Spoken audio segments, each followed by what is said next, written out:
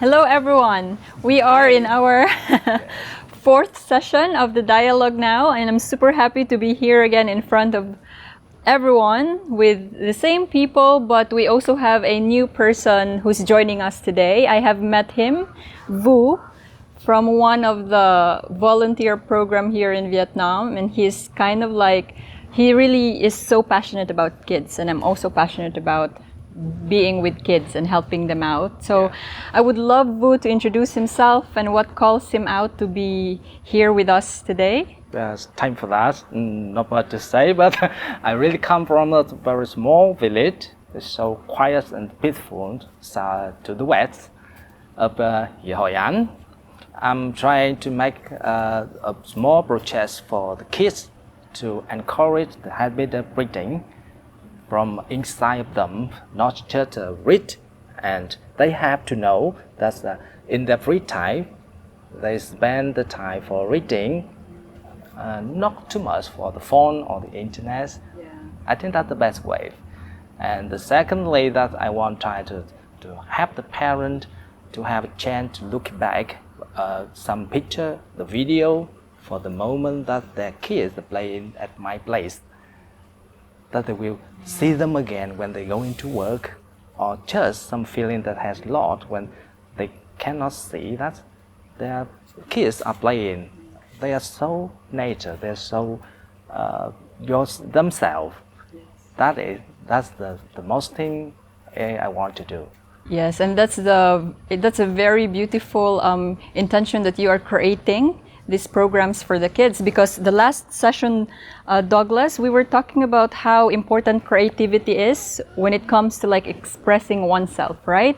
So with us today in this fourth session, I am with Eva as well. Can you tell us more about whatever you have taken away from the previous sessions or whatever comes up? Sure, thank you. Yeah, so it's I'm lucky to be here for the fourth time. So I've been here the previous 3 sessions, and these 3 weeks have been pretty turbulent for me, like lots of inner stuff coming up. So I come from Russia, and a couple of months ago I moved to Hoi An. So the first time I came here was a bit over a year ago. I stayed the first 8 months. It was a gradual decision to come and stay here. And the first month felt so liberating. Now it was like my inner self was finally able to emerge, because I think I left everything I didn't want to deal with back in Russia, and I feel like it often happens with immigration. And it was like a split. I mean, splitting has been a lot on my mind lately. And now that I made a decision to like come here and stay, I feel like it's all dragging with me, and it's a good thing because it's about integration. But yeah, it's I feel like I've been through this roller coaster these past weeks, and I'm very grateful for these conversations, because partly I guess it helps to untangle some things, to get grounded, to get some real-time feedback from people through a conversation. So yeah, this is me today. Yeah. Thank you for sharing, and thank you for sharing about yourself, Vu. I really appreciate having you two here. And of course, we have our elder Douglas, who is the reason why we are here to untangle and reflect and learn out from, because of course you have more experience when it comes to like the self-development, self-awareness, self-acceptance, that also could make us feel like living life in the okayness of who we are. Yeah. So I would give you. Yeah, thank you, Kathy. Yeah, there are certain themes that really come out of ideas that have developed for me over years, being a psychotherapist and sitting with people as they grapple with challenges and problems that are part of their life. And in 2018, I wrote actually what turned into 3 books, and one of the books that I wrote is kind of part of the theme of what we're doing here. So it's called Living from the Inside Out, It's how self-awareness, which is a lot of what we're talking about, can lead or develop into self-acceptance, which for me is a very high aspiration. When we accept ourselves, we say, I am okay as I am, not perfect, that's for sure, but I accept myself as I am. And then there's a kind of freedom to live in a creative or a more natural way, an authentic way. So most of us have to grapple with what are the limitations that keep us from being self-accepting, and so self-awareness is what we look at to discover, well, what is that? So you're creating a space for children so they can be natural, they can play, they can read books for the joy and pleasure of reading, not because they're supposed to remember or some detail. Okay, so it's a very good example of how it is we understand what children need, and how it is as adults we provide the space for that. Okay, and Eva's coming today saying, well, I'm not yet free from the influences of the past, of the place and the people and the ways in which I carry with me, even to the place I'm very happy to be, some of what has made life difficult for me. Okay, and so yes, this is a conversation that's about let's get real and let's open it up in an organic way, a natural way. We don't have a script. We have some ideas, but each person can listen to each other and then offer what it is that's coming up. You know, this is the first time we're meeting after we got to watch the videos. So we're also a little bit nervous now because we saw ourselves on the camera, and even though our videographer and his team is very professional and we look good, we also might feel, oh, but maybe I did this wrong or something. So yeah, it's okay. We're going to just try to be as comfortable and as natural as we can. And that also kind of like highlight a part of myself.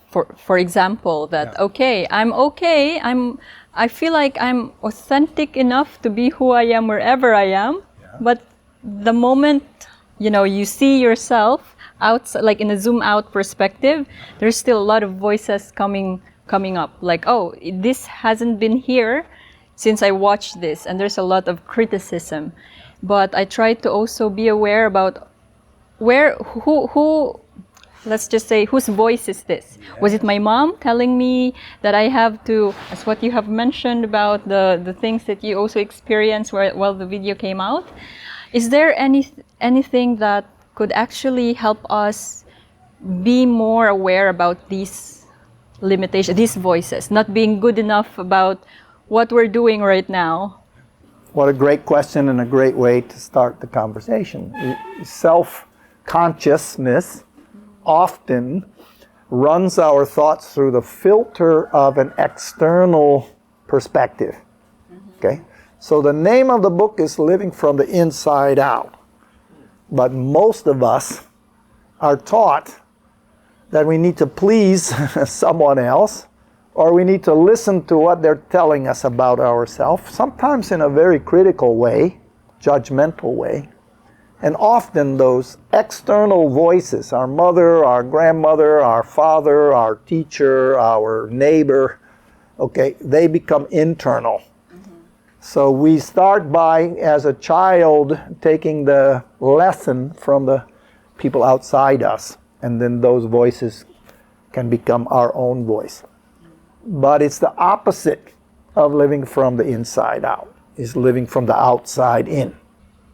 And I think it's one of the very big changes that we can make on the road to self-acceptance, okay, is reducing the degree to which those voices are influencing how we feel about ourselves.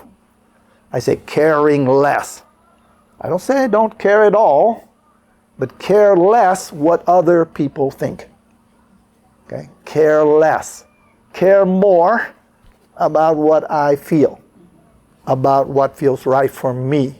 Now there's two areas that this can be very important. One is image, how we look, how we appear, all the judgments we have about that idea of ourselves. And the other is our performance, which is not the physical look, but it's the way we act. And we can become very focused on image and performance, and those are really one layer less authentic than just not caring. How do I look or how do I act? I'm just being who I am, you see. So letting go of that part of ourself is a step towards self-acceptance. Allowing ourselves to feel human. A little bit, dumb sometimes, or a little bit, whatever, you know. It's allowing ourselves to be human. I share something here because maybe a bit over a week ago, I had a very interesting experience in my therapy session, which I feel like is directly related to what you were saying. I've been in Gestalt therapy for around almost 4 years now, actually. And that was probably one of the hardest sessions I've ever had. So for almost all the 50 minutes that I have, I've been speaking to my therapist from the position of my mother. So it was the interject of my mother talking, the internal mother speaking. That was very interesting. That was very weird. That was incredibly hard. And I realized that, a part of me caring so much about how other people see me, perceive my image, judge my performance. So this is also her painful, her weakness, her trauma. And that exercise, I'm not sure if it's possible outside of a therapeutic relationship, because sure, you can sit in a chair and pretend that you're the mother, but it was very important to have another person mirror that all back to me. But I gained so much insight into, first how she feels. Of course, this is from my perspective, this is still my brain, it's not her, but I felt so much more compassionate and understanding towards her after that.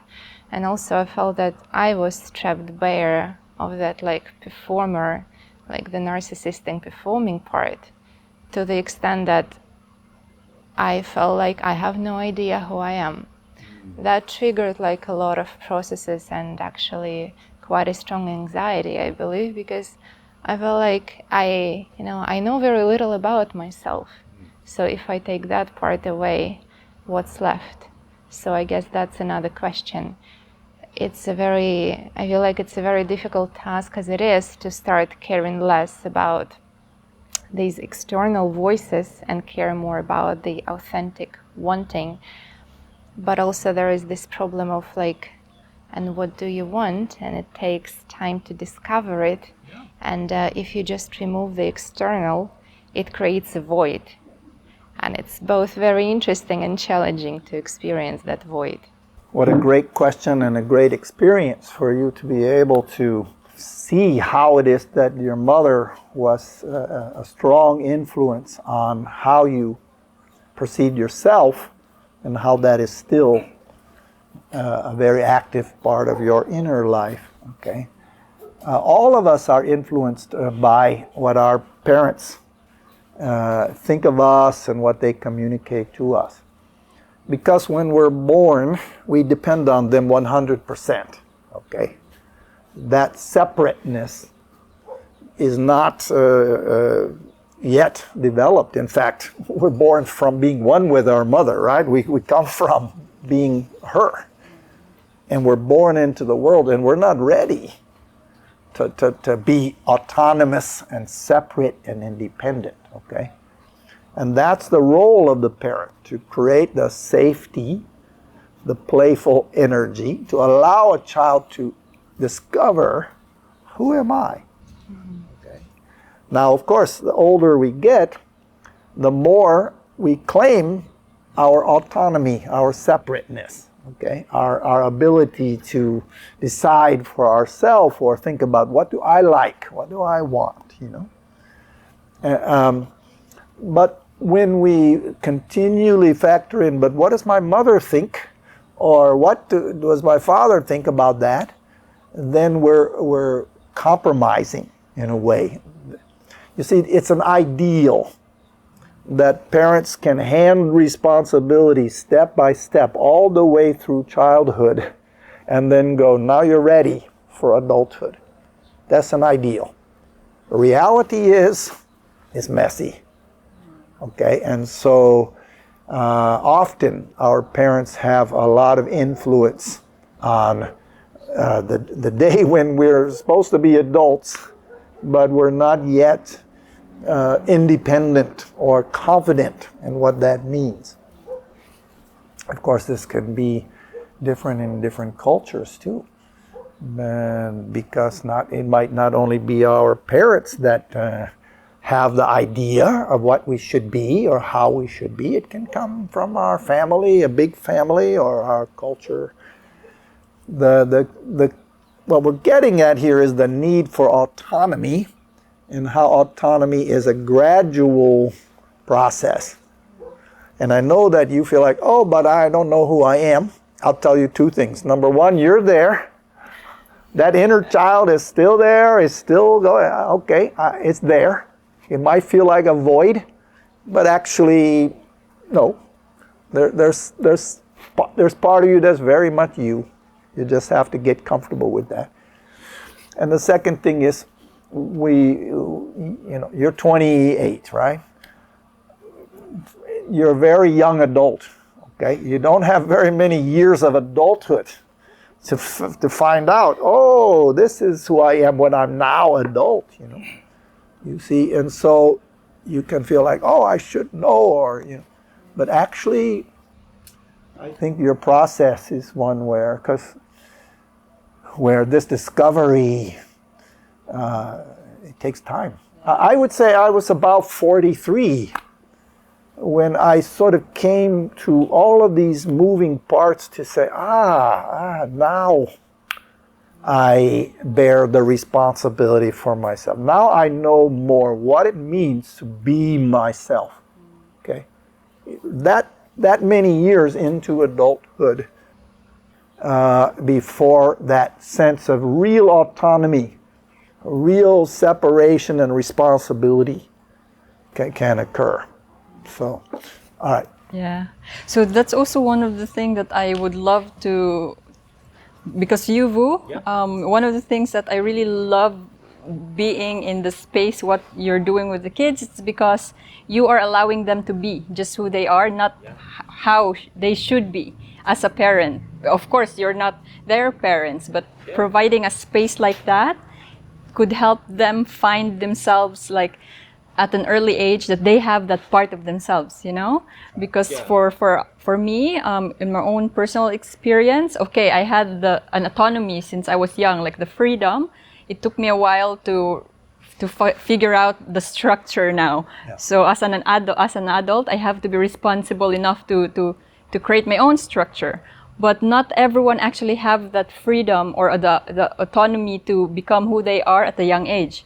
So what you are doing is great, like the playful and the creativity. So is there anything that gave you that motivation to keep on going? Of course, it's come from the family, especially my kids. That I understand that every kids have their supernatural thing inside that they want to show somebody else. But sometimes they want to yelling, sometimes they want to shout, but no one listened. Especially their parent, if they don't have the time to drop by to listen or just to wait to hear what they're talking about, that is hard. It's a really hard part to connect the parent and the kid and the family together. So I do all the activity for the first hope that I can give them a chance to drop the kids in my house, and I will take the video and picture to them lately, and they will recognize that, oh, my kids, they play on this ways. Yes, they show themselves, they connect with all the kids. What parts are they unhappy about? They can feel about it, they can recognize. If they don't, I will remind them about that if I see it. But the delighted moment is that I can see the kids' mind when they discover something. That's the first thing that I really think that I find some appealing thing inside. That's the delighted moment of me too. I have a question, like, have you had a feedback from a parent that, oh, my kid is different when he or she is with you, Vu? Have you had this? Yes, a lot of Vietnamese parents, they're trying to have a competitive race for the kids. I don't judge that, but it's okay. And whatever the kids come from, or whoever they come from, they come to my house for the activity at weekend, 1 or 2 or more. They just ask their parents to come for more, because they have place to play with each other. They have the time to reading in silence. That means they can find themselves in some page of the comics or the book that they want show them to read. And that's the parents, they slowly recognize that the kids, oh, they love this place. And they try to find out, to ask the questions. Because Vietnamese people usually say, or somebody usually say that the kids tell no lies. So, do you like that place? And of course, sometimes that the kids say, oh, somebody hit me, that they fighting with each other. But I love the place. So the parents come stressed to me, and they say, thank you, Vu. Just my kids is get better, and that's the best thing that I will enjoy that moment of me. I have sorry for interrupting. I have a question. I mean, it's, have you ever experienced parents' jealousy? Yes. Because you're the one who provides this space. No, some parents have the time. They sit on the other table and walk the kids. That's lovely. But some parents, that they're so busy with the work, so they have to drop the kid and get back. So they let the kids. They cannot see what they're doing. But some, they will complain. Yes, the first thing I heard about them is just complain. Oh, he didn't do the homework, or he tried to steal the cat from the neighbors, or the kids, they do a lot of things. Yes, but look at that kid.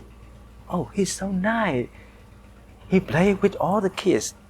He's look like he's so impatient. And some of the mother will say that, oh, he's so clever. He can find a way to answer the question in the book. And even more, that he want to share them with the older. That's the jealous moment, that I see them and I just look at them and smile. And that's the moment that, as you say, that I usually try my best to connect the mother all the time. That they can slowly understand that just normal.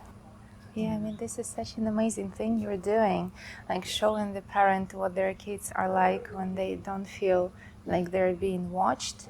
Because I can relate to that. I would, in my experience, I would play much more openly and be much more creative when I was, for example, with my grandparents, my grandfather, and I didn't really play with my mom because I felt too shy, like I was ashamed of being a child. I wanted to be the smart one. And I feel like because that would be two different places, the way that my mother saw me and the story she would tell me about myself, and like parents do that, and that's very important to help the child understand what they're like, was a different story from what my grandfather would tell me about myself. But as a child, like I needed some certainty, so I had to pick one. So I would end up believing in one of those stories. And then again, it's not like one story has value and the other doesn't. They're both valuable. But the way that I would interpret my personality, the way that I would understand myself, would be limited to what one parent saw. And again, I feel like it creates a certain split. So yeah, I mean, this is such an amazing idea to try to integrate that and introduce the parents to their children when they feel more open, maybe safer in some ways. The first thing I think is that the most important friend to the kids is just their parent.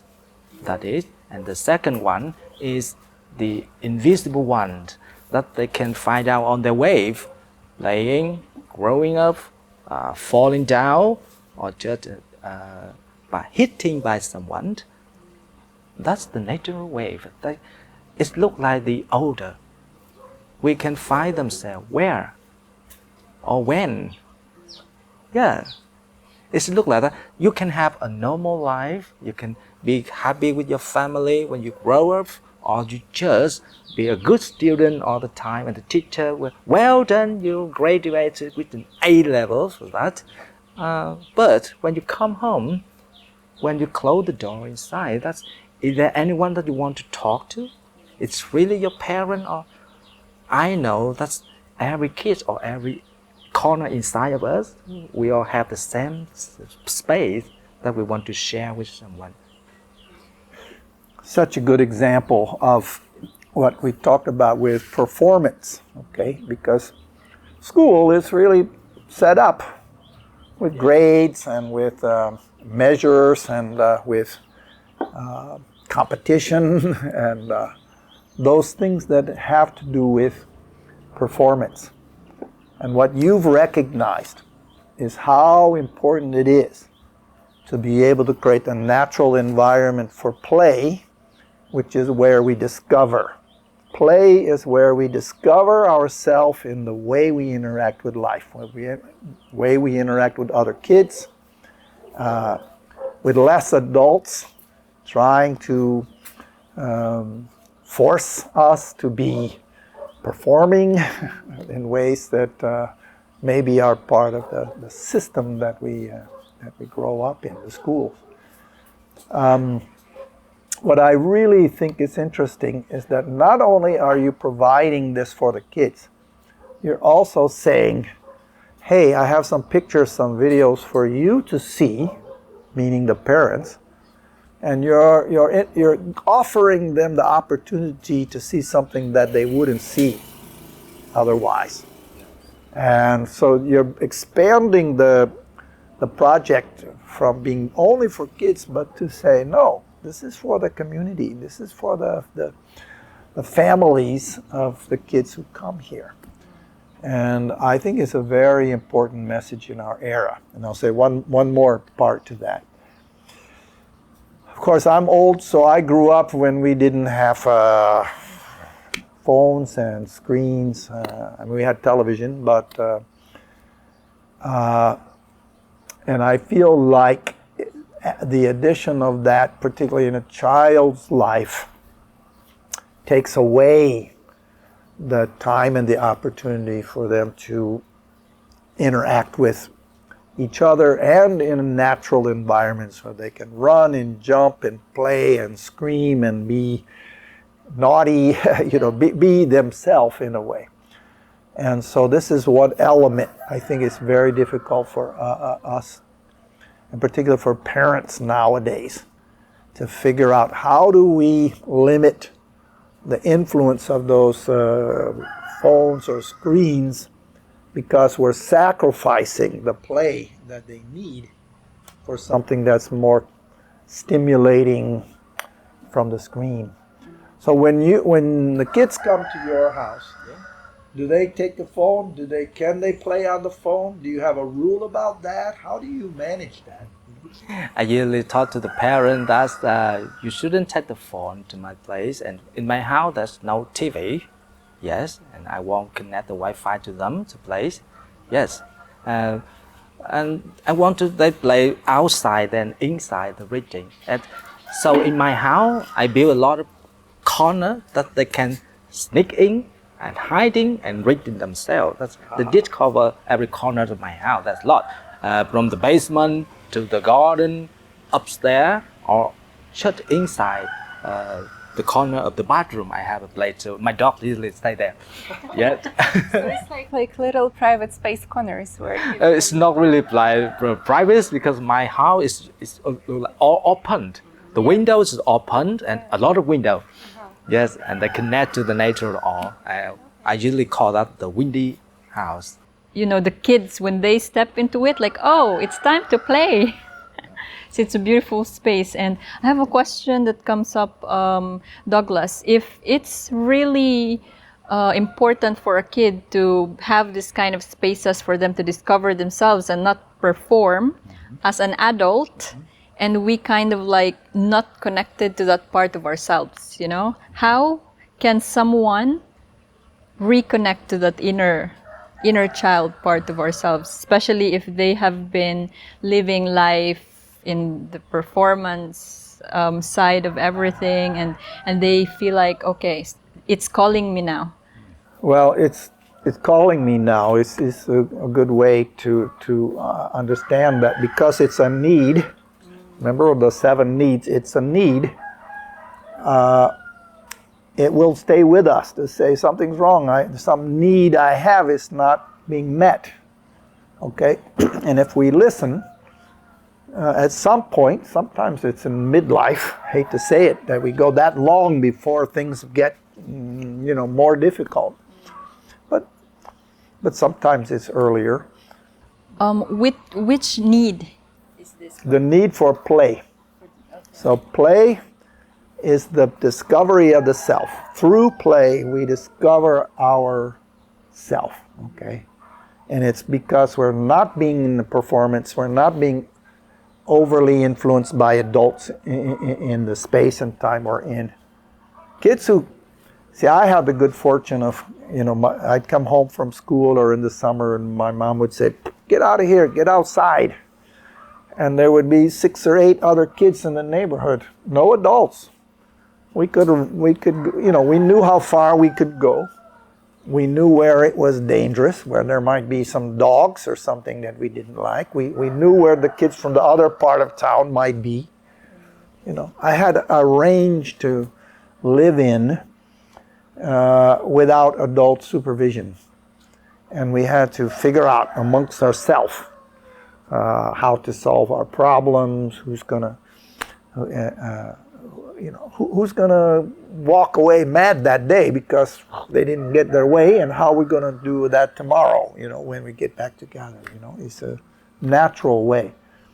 So, but I think that's not the norm now.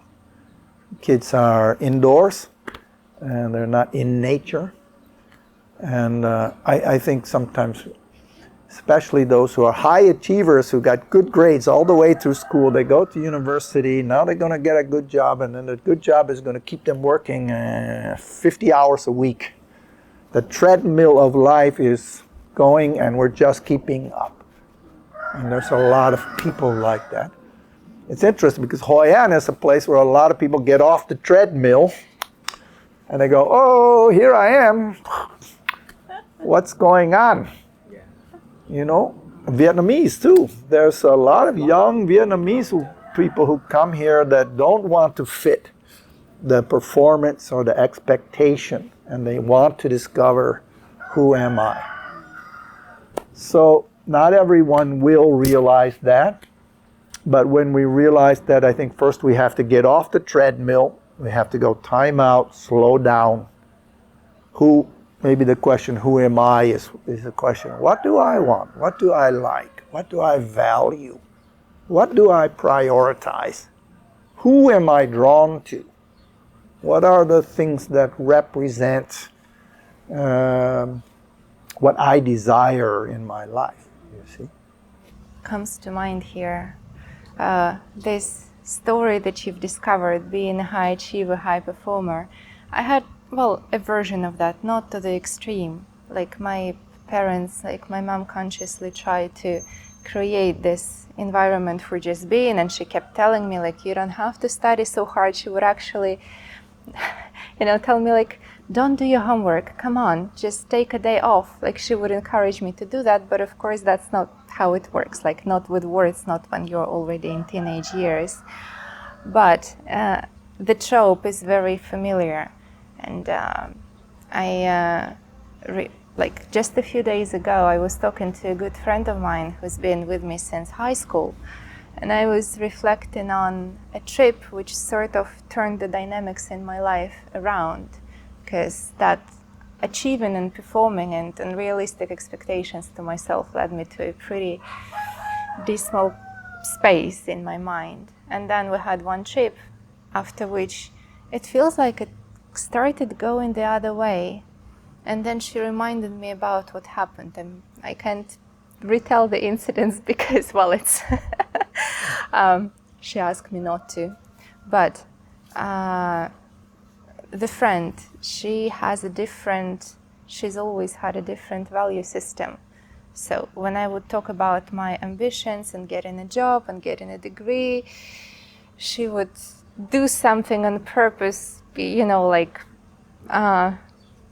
yawn or sneeze, or like her body would literally indicate her disapproval of those values. And through her reactions, I think that I subconsciously started to understand that, okay, this is not the only way. Like, this person in front of me is indicating that something is not going well. Like, she has these reactions, very physiological reactions to what I'm telling her. And that was so valuable because I feel like talking to her actually started turning it around for me. And so I guess what I wanted to say is that it might be really important to surround yourself with people who share different values. And it's often difficult because if a person goes to college, they would have this bubble of people who all have the same ambitions. And finding some places to connect with people with alternative lifestyles, and like I feel like Hoi An is definitely one such place, could be really helpful, just to have somebody to reflect something different to you. Oh, is that the process of recover yourself or just discover yourself? Sorry? Is that the way you want to recover yourself, or you want to discover something from yourself? Recover, discover, that's a good question. I mean, I guess both. Now it's been a few years since I've let go, at least to some extent, this grip of what I must achieve. But I feel like I'm struggling with it still, because I started my second bachelor's, and it is all coming back like I have to do more. I'm not studying enough, I'm going to fail. And so it's still with me, and I'm really happy that I'm here now, because I get to interact with people with alternative lifestyles, and it's a very good reminder that my life is not about some function. And One way to think about this is the degree to which what we're doing is future-minded, okay, or present-minded, okay. And what I think was quite interesting in your story was the woman who's yawning and being quite disinterested in your aspiration for the future was actually demonstrating, this is how I feel right now, Yeah, exactly. So being present, living in the present and allowing life to unfold is really a different set of values, or a different way of being in the world than what so many of us are taught about, how we have to plan for the future and work towards being someone else, sometime else. We're not there. We're going to be someone else, but we have to accomplish all these things. And you use the word competition. And for me, this is a very important piece, because when we're in a social group in school and university and corporations create a kind of a competition. And when we start to believe in that mindset, then everything has to do with the idea of success and failure, winning and losing, reaching a goal, which is totally a future-minded way of thinking. And it robs us from the full experience of being okay in the here and now. And I say, when we're okay in the here and now, we don't have to worry too much about the future, because we can be okay 5 years from now or next week, because today I know how to be okay. You see? The future is something we need to give some thought to, but we don't need to sell the present for the future. And so for many people, making that transition of this is what I'm doing, and what next, and what's going to be in my career, and how, it's like wind it back down and say, well, let me get grounded first. Let me be okay with myself. Let me be in the present. And then, the future, okay, how can I point in the right direction and find myself aligning with my values and prioritizing the ways that I get there. Mm-hmm. Go ahead, my love. Thank you.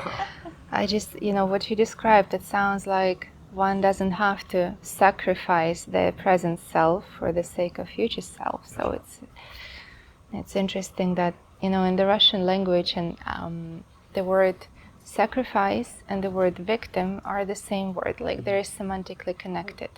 I randomly realized that, and then I started, researching it. What about the other languages like Latin, Greek, German, French? Actually, in many languages, in most of them, the word sacrifice and the word victim, they have the same semantic root. And I feel like it implies that the act of sacrifice implies that you gotta make yourself a victim. So what you're saying sounds like, stop being a victim in the present. And I still feel like sacrifice is a very important, it's important to know how to do that to some extent, because without it there is no future. But yeah, thank you for sharing that. It's, I guess it's a new perspective for me about this okayness today, which is a sign that you can be okay later as well. When we gain the confidence to be able to say how this day is based on the choices I made and the things I've chosen for my life, and it's a small world, it's the one I'm living in, then it can also give us a lot of confidence that no matter what the circumstances, of course, there can be sickness or many difficult parts of life that would make that more hard, but given the idea that it's today that matters most, okay?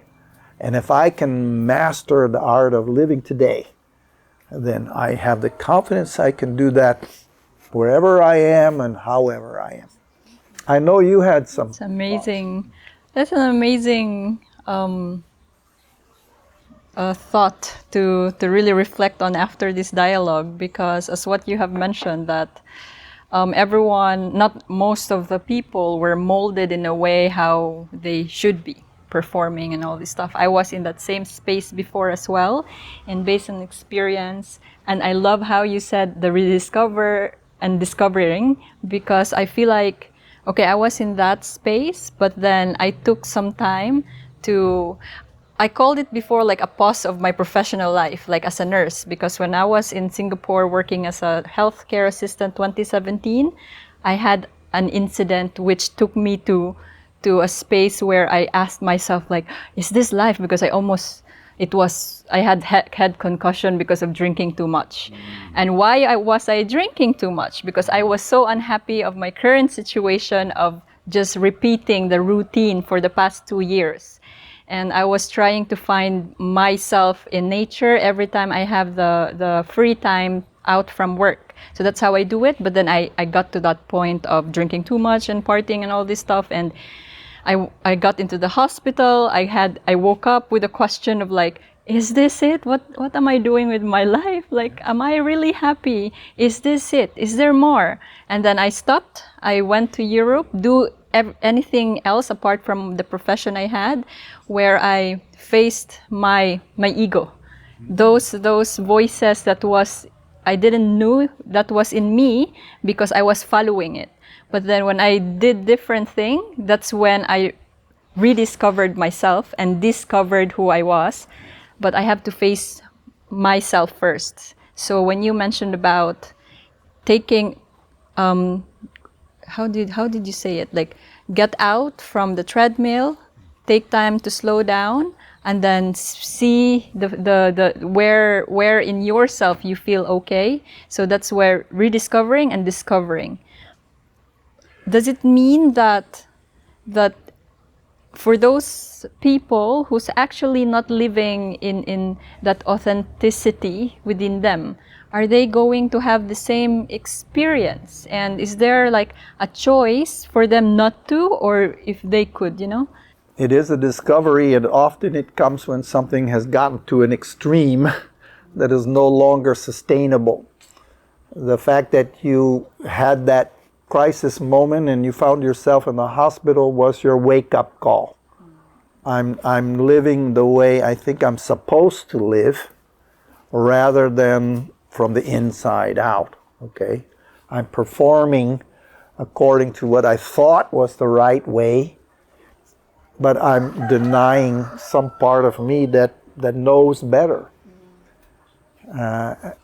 So this is where we have to figure out the difference between sacrifice and compromise. Okay, because we can't push a button and say, okay, now I know exactly what it is and I'm gonna be my perfect authentic self. No, we have to kind of find our way by making mistakes, by swinging too far this way and then coming back and working our way more and more to an understanding of what is true for me. Okay, and we can keep growing and changing as we discover. Okay, we can allow ourselves what's called a growth mindset. Oh, so I think what's come first? We have to accept ourselves. We try to forgive ourselves, or we try to forget ourselves. What comes first? I think on the way to find, like the monks say, find the way to epiphany. Find the way to that, or just on the process of finding something inside yourself that is ethereal. It's a great question, and I think it is a how question. How do we do that? And that awareness is part of it. So a lot of times, especially if we don't have self-acceptance, then we're trying to get validation from those outside of us. So we're trying to win the approval of our parents or our boss or our friends, okay?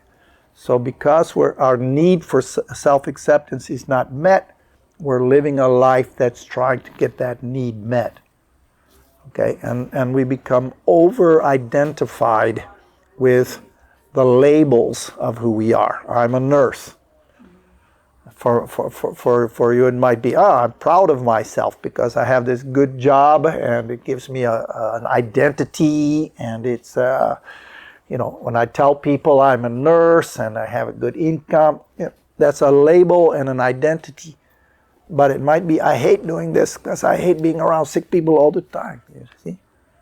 So if we over-identify with our labels, then we get stuck in the idea of who we are. Okay, the idea of who we are is different than the experience of living, you see?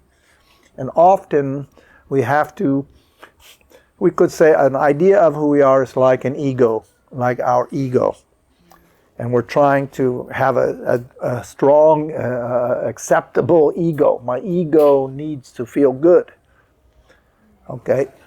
the truth is, once our ego does feel good, we don't need it anymore.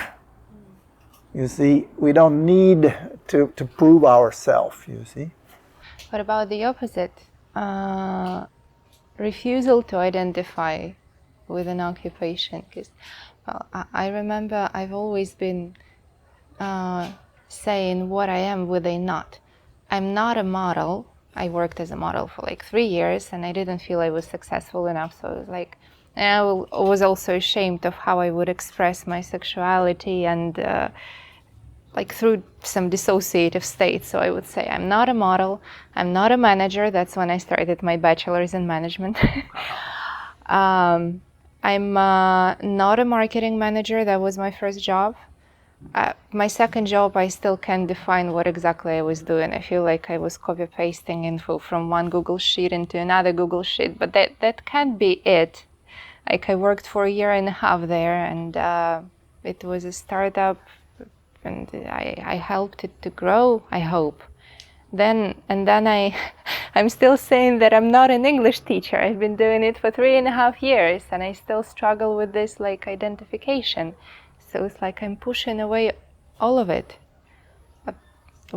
Can you help me, like, to what is it about? It seems to me like you're trying on these different identities, and you're finding out that no, this is not a sustainable version of myself, which I think can be a healthy way to find our way closer to more and more of well, who am I? Okay, we don't know that perfect answer, and what's healthy is that you're not over-identifying.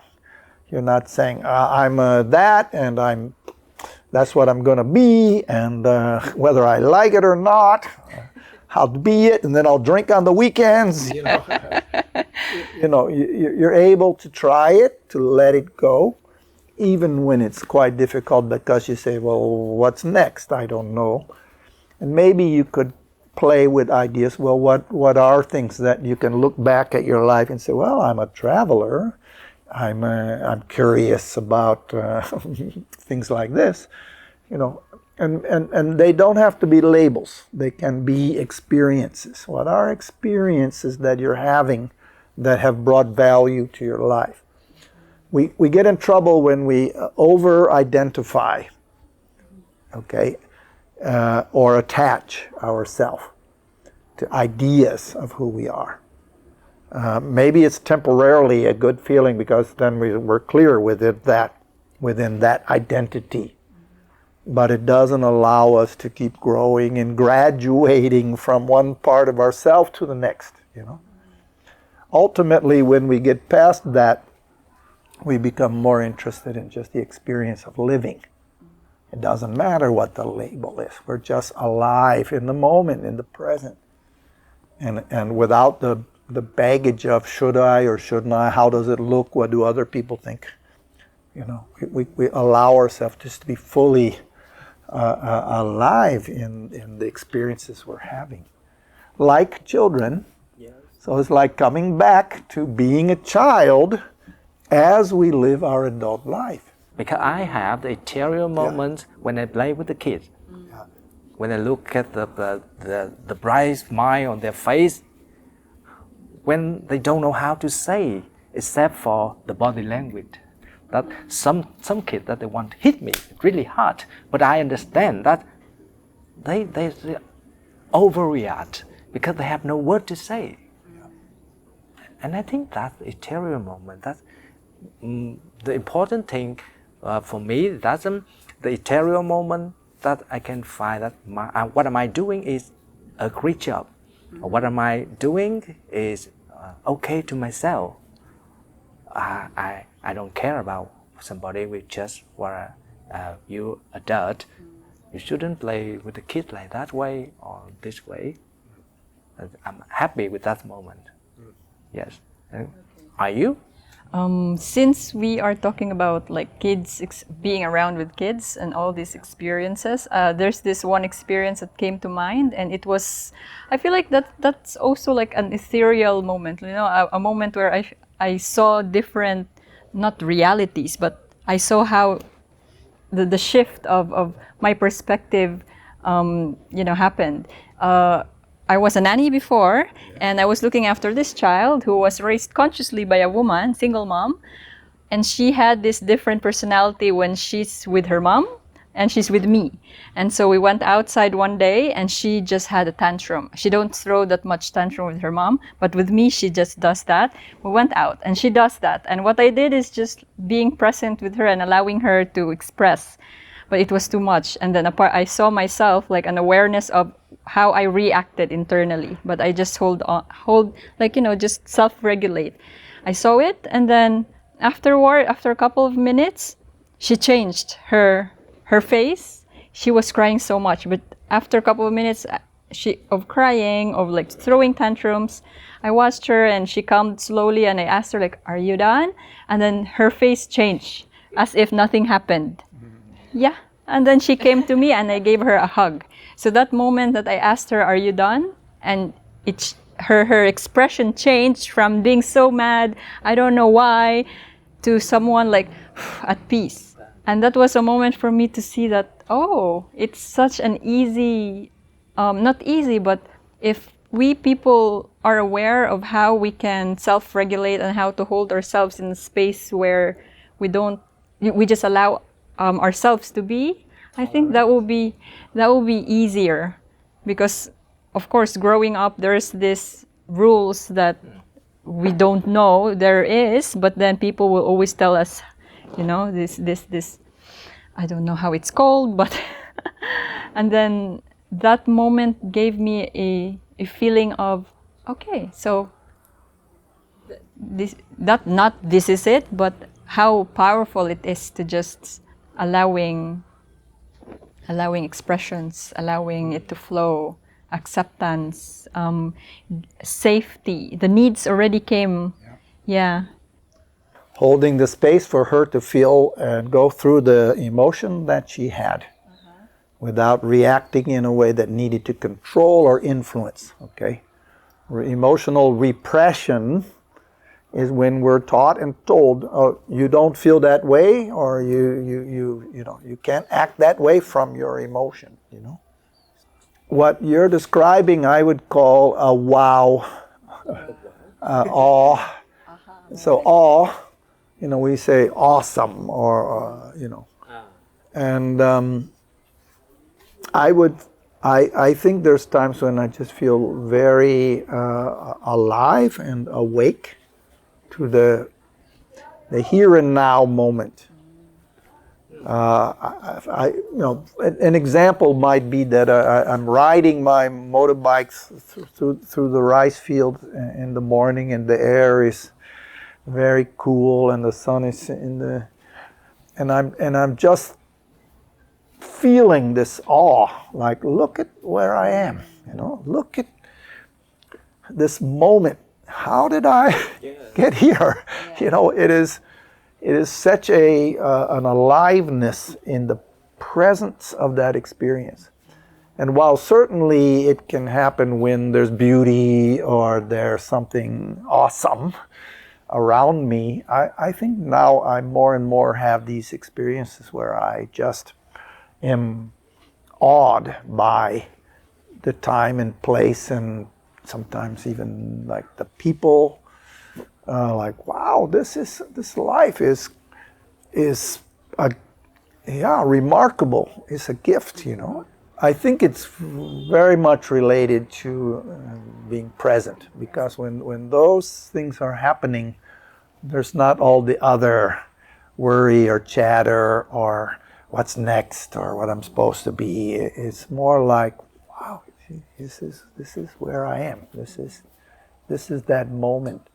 And there is probably a brain chemistry, endorphins or Yeah, I can relate to what Kathy described, but it was more like an aha moment, an insight moment. But yeah, I guess I can share that.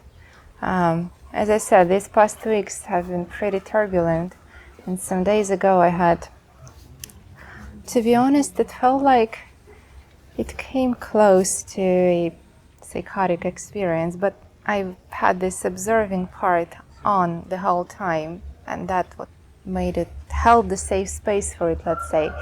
My perceptual hierarchy totally like went to shit, pardon my language. You know, it's like I felt like I regressed to the day I was born. I was in the shower, and all the objects, all the colors, all the perceptual input suddenly had equal salience. So you know how our attention is selective, and our brain prioritizes. So we have this hierarchy of attention, of salience, what's to pay attention to and what's not, what's relevant, what's not relevant. And suddenly it was all in my face, like colors, contrasting colors, especially drops, like shower drops, sounds. And I felt this very strong need to be held, but there was nothing, you know, like absence, and nothing makes sense except for I still have these thoughts running in the background, reporting me what is happening in my brain. Well, approximately, of course, I'm not that good in this neuroscientific stuff. And then it lasted for maybe 5 or 7 minutes. And I know that before an inner critic would snap in like this, like the parental part, but the parent who is scared about what's happening and trying to shush the tantrum, like stop it. And then I just let myself experience it, and maybe after 5 minutes, like this internal mother snapped in, saying like, it's okay, you can let it out, I'm here, you're doing well. And then maybe 2 more minutes, and well, defenses were back on. I don't know, it got back to place. So it just like that, you know, just like that little girl, you said, are you done? And her face changed and she was like, yeah. So it was the same. Just in the moment, it was over. And it freaked me out, but I was happy to observe that I actually do have this benevolent parent. I do have this, well, first of all, I have this observing part, like the observing ego, which can hold it like a safe space instead of letting me collapse completely. Because it's maybe the second time in my life I experienced something like that. It's not like I'm not used to that. And secondly, I have this internal part which was supportive rather than tyrannical in this situation, and I'm happy. That was a good thing to realize. There's also coming with a lot of questions in your mind. That situation? Yeah, I mean, of course, it was a lot of food for thought, and it was a pretty intense experience. And but yeah, the feeling that I can trust myself, then I can trust myself to keep myself safe, even when I'm having like really turbulent emotion. It's not emotion. It's, as I said, it's some deeper processes just getting chaotic. Well, it's a really good example in a way, because change is being able to enter into how it is we make sense of and integrate the experiences we've had, and be willing to see the two sides of us. As you said, we're both the sort of like the book and the reader. You know, we have that which is doing this, and we have this part that's observing it. We could say we have the inner child and the executive function, the adult, you know, and they're always in a kind of a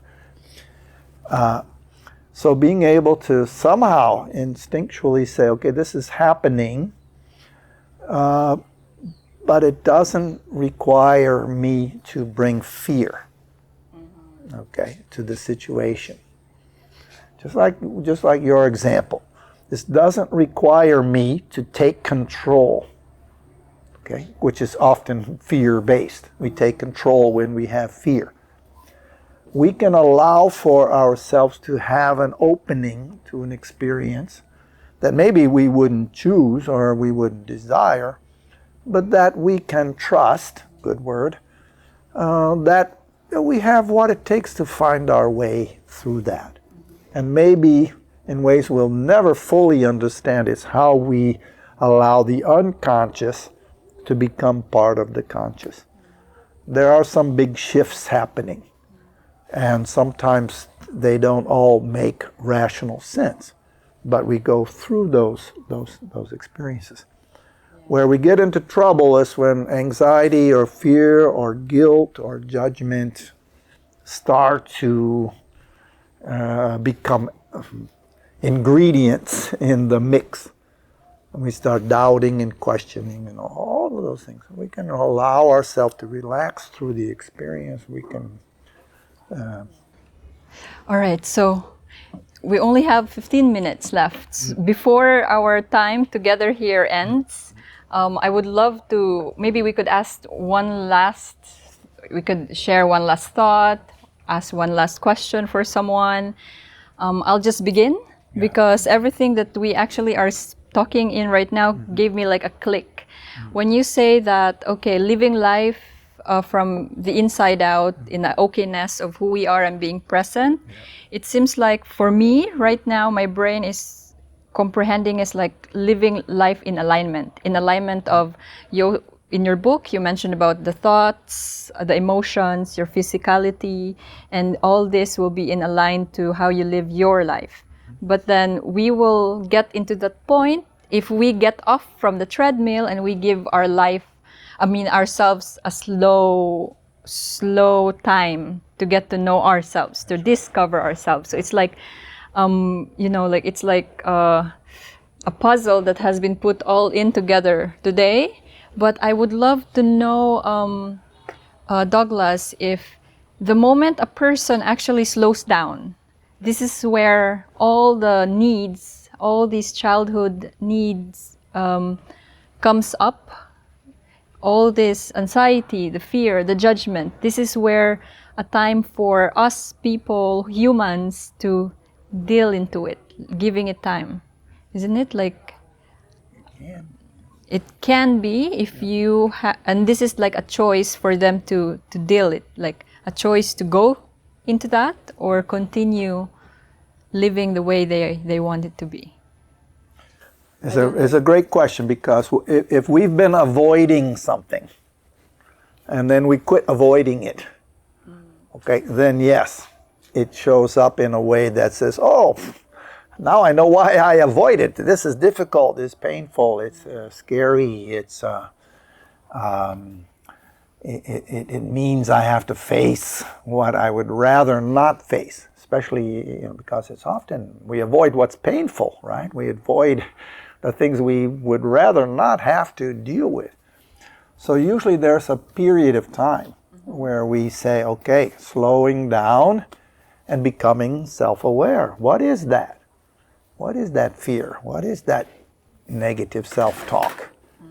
The self-awareness is allowing ourselves to turn to ourselves, to make peace with ourselves, by allowing for those things to be there.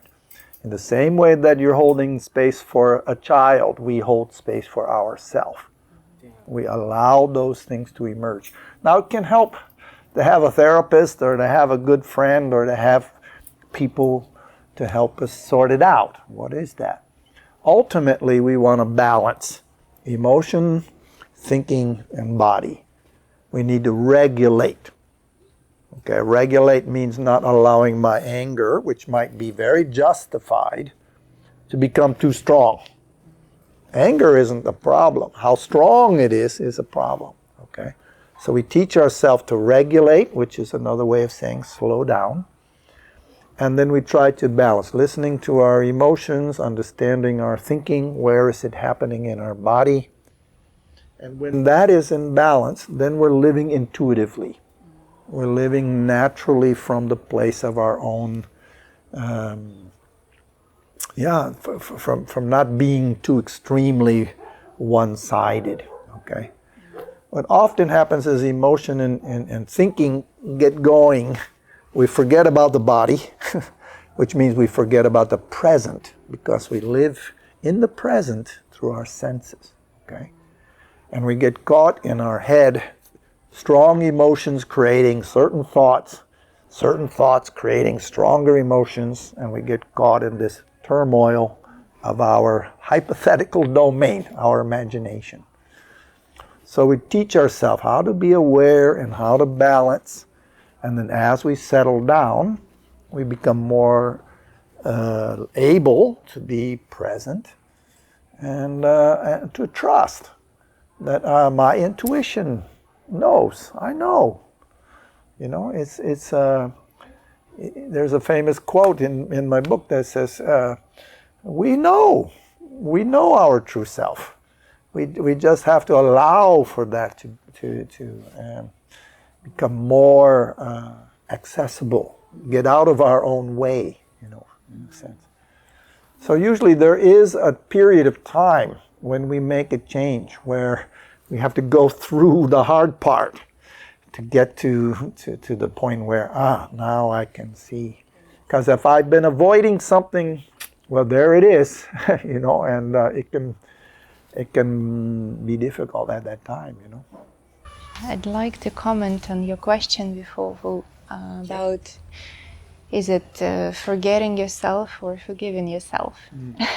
It's a very interesting question. I feel like in my personal experience, the way I feel it works, at first it is forgetting, then distancing far enough and creating some safe space for yourself to rediscover something. After that, you can move on to the forgiving part and, you know, to going back to the past part. Because, yeah, and what you told me, Douglas, a few months ago, that creating some distance first might be necessary before gathering enough resources to deal with something. As it's like the safety function.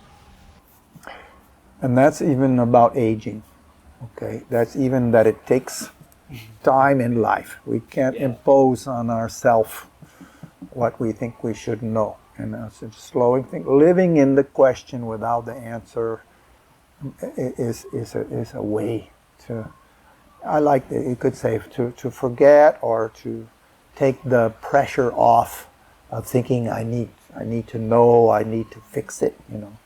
Allowing ourselves to step back and calm down and, you know, gain the space that we need. So, yeah. At that time, are we allowing ourselves or are we accepting ourselves? I would say those things go together. Accepting ourselves is allowing ourselves to see what maybe we've been avoiding or hiding from, you know, and it's letting go. You could say we have two parts. One is our will, which is trying to control things. I've been in the feeling when I skip the job, it looks like that I'm ready to surrender it all. That I will recognize myself as a loser. It looks like that when I skip the job, another one. So at this time, it's okay to me now when by reading the book to encourage my thoughts, to fill my soul with some silent thing or peaceful things, with talking to some friends. But the question to be awareness of myself, but how can I practice this day after day? Because I know that when I go on the street, when I do my job, there's a lot of things that happen around all the time. And that's kind of condition that it's hard to deal with all the day. Yeah. It's true. We you know, there's all kinds of expectations and normal patterns, what we do. I think we swing maybe meditation and practices where we can feel deeply engaged with ourselves. Sometimes journaling, or for me, when I'm working with my hands, somehow I feel like I'm living in the present and ideas are coming through me. But I think you're right. It's being able to swing back and forth. Sometimes we do things for other people to make them happy, or we do a job because we need the money, even though it's not maybe feeling very true to ourselves. We have to compromise and find our way. But I guess I can say, because I'm old, is that if you keep swinging from side to side, you eventually become more centered in the core of yourself. There's that which is inevitably true, and we shouldn't be too harsh on ourselves. If for now I'm doing this and I know maybe it's not the right thing or the perfect thing, I'm compromising something, you know. It's not a matter of age, right? It's not what? It's not a matter of age. Whatever age, you can do that kind of practice. Yeah. That's right.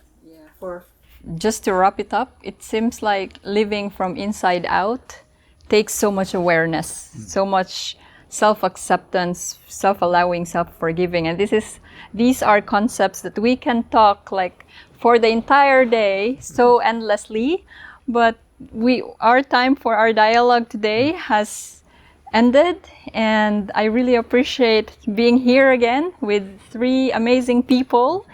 And yeah, I hope that we can still continue sharing our thoughts, our experiences, the journeys, because for me personally, I get a lot of reflections and lessons to learn out from you based on being like living life further than we are, and also you doing such a very beautiful work with the kids, and for both of us who are experiencing and trying to experiment how to live life based on what's okay in ourselves, you know. So yes, our dialogue at the Crossroad 4th part has ended, and that's it. Thank you all. Thank you so much.